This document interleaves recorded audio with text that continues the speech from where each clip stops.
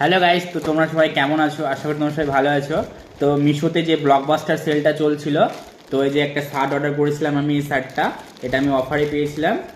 তো এটার দাম 368 টাকা, তো আমি এটা অফারে পেয়েছিলাম 200 টাকায়, ঠিক আছে। যে মিশো ব্লকবাস্টার সেলটা চলছিল তখন আমি এটা অর্ডার করেছিলাম। তো চলো গাইস, এটাকে আনবক্সিং করি। আর আমি অনেক খুশি ছিলাম আজকে এটা আসবে বলে।